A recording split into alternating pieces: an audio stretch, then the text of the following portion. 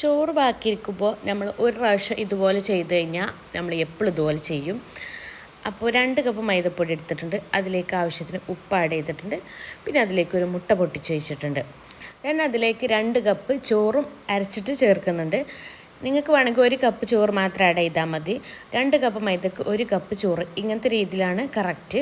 നമ്മൾ ചോറ് അരച്ചെടുക്കുമ്പോൾ നന്നായി പേസ്റ്റ് രൂപത്തിൽ അരയാൻ വേണ്ടിയിട്ട് കുറച്ച് വെള്ളം ആഡ് ചെയ്യുമല്ലോ. ആ വെള്ളം നമ്മൾ 1 കപ്പ് ചോറും കൂടെ ആകുമ്പോൾ ഈ മൈദക്ക് കറക്റ്റ് ആയിരിക്കും. 2 കപ്പ് മൈദക്ക് ഞാനിവിടെ ചെയ്തിട്ടുള്ളത് ഒട്ടും വെള്ളം ചേർക്കാതെ 2 കപ്പ് ചോറ് എടുത്തിട്ട് നന്നായി അരച്ചെടുത്തേക്കാണ്. അങ്ങനെ ചെയ്തെടുത്താലും കുഴപ്പമില്ല, പക്ഷേ വെള്ളം ചേർക്കരുത്, അല്ലെങ്കിൽ വെള്ളം കൂടിപ്പോവും.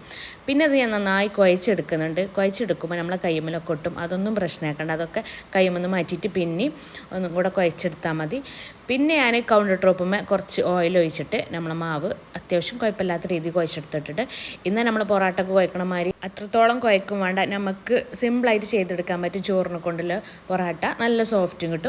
നമ്മൾ കുഴച്ചെടുക്കുമ്പോൾ ഇടയ്ക്ക് നമ്മളെ കൈമ ഓയിലാക്കിയാൽ മതി. പൊറാട്ടക്ക് ഓൾറെഡി നമ്മൾ ഓയിലൊക്കെ ആക്കുമല്ലോ, അത്രത്തോളം ഓയിൽ ഇതിലേക്ക് ആഡ് ചെയ്യുന്നില്ല.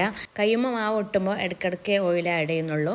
അപ്പോൾ അത്ര ഓയിലും ആഡ് ചെയ്തിട്ട് നമ്മൾ കൗണ്ടർ ടോപ്പുമ്മേ ഓയിൽ ഒഴിച്ചിട്ട് ഒന്ന് പരത്തി കൊടുക്കുന്നുണ്ട്.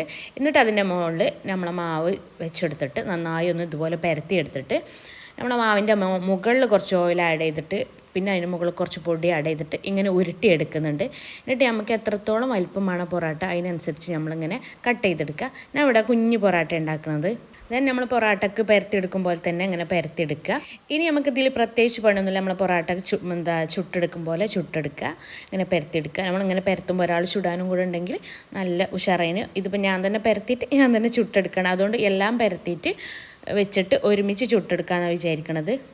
അങ്ങനെ ഞാൻ ഇതെല്ലാം പരത്തി എടുക്കട്ടെ. ഇനി ഇപ്പോൾ ഞാൻ എല്ലാം പരത്തി എടുത്തിട്ടുണ്ട്. ഇനി നമ്മൾ സാധാ വീട്ടിൽ പൊറാട്ടൊക്കെ ചുടുമ്പോൾ തന്നെ ചുട്ടെടുക്കട്ടെ. പാൻ അടുപ്പത്ത് വെച്ചിട്ട് അതിലേക്ക് കുറച്ച് ഓയിൽ തടവി കൊടുത്തിട്ട് നമ്മൾ പൊറാട്ട വെച്ചെടുത്തു. പൊറാട്ടൻ്റെ മുകളിലും കുറച്ച് ഓയിൽ തടവി കൊടുത്തു. പിന്നെ തിരിച്ചിട്ട് അങ്ങനെ തിരിച്ച് മറിച്ചിട്ടിട്ട് വേവിച്ചെടുത്തിട്ടുണ്ട്. ഇതുപോലെ ഇനി എല്ലാം വേവിച്ചെടുക്കട്ടെ. അപ്പോൾ ഓരോന്നും ഇങ്ങനെ വേവിച്ചെടുക്കുമ്പോൾ ഞാൻ ചൂടാറാത്ത പാത്രത്തിൽ ഇട്ട് കൊടുക്കുന്നുണ്ട്.